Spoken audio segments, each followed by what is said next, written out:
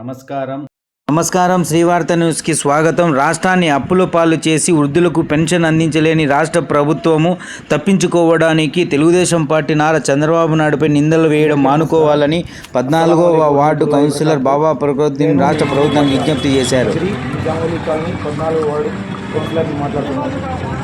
ఈరోజు అవ్వా తాతలకు కానీ వృద్ధులకు కానీ వితంతువులకు కానీ ఒంటరి మహిళలకు కానీ వికలాంగులకు కానీ పెన్షన్ 1వ తేదీనే అందకపోవడానికి కారణం ఎవరు?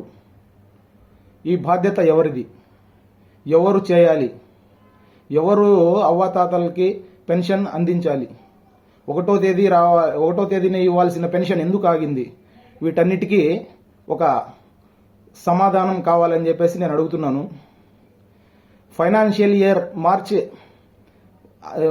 ఫైనాన్షియల్ ఇయర్ అని చెప్పేసి తెలిసి పెన్షన్ డబ్బులు 2-3 రోజుల ముందు ఎందుకు డ్రా చేయలేకపోయారు?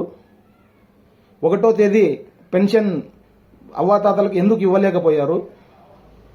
అలాగే పెన్షన్ ఇవ్వడానికి వాలంటీర్లకి ఇవ్వకూడదు అనే ఎలక్షన్ కమిషన్ చెప్పిన మాట వాస్తవం కాదనము.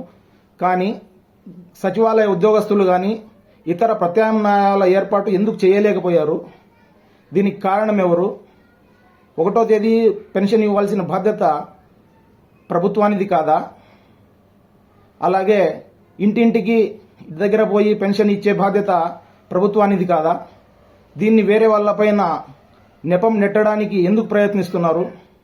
దీన్ని ఎందుకు రాజకీయంగా వాడుకుంటున్నారు?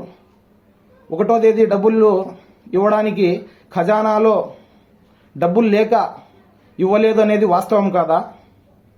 ఖజానాలో డబ్బులు నిన్నటి రోజు అంటే 2వ తేదీ మంగళవారం రోజు బాండ్ల వేలం వేసి ఆ డబ్బును ఈరోజు 3వ తేదీ బ్యాంకుల్లో క్రెడిట్ అయితే ఆ డబ్బులు తీసుకొచ్చే సచివాలయ సిబ్బందికి దగ్గర డబ్బులు వస్తే ఆ డబ్బులు ఈరోజు పంచడం పెన్షన్ల రూపంలో ఇవ్వడం నిజం కాదా?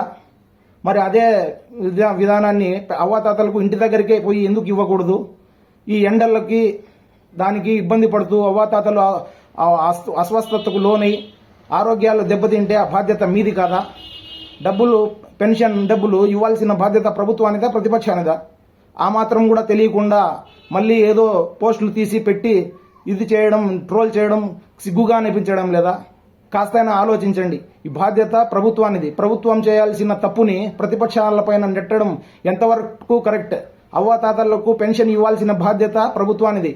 ఆ ప్రభుత్వం చేయలేక వేరే వాళ్ళపైన నెపం నెట్టడం ఎంతవరకు కరెక్ట్? ఆలోచించండి.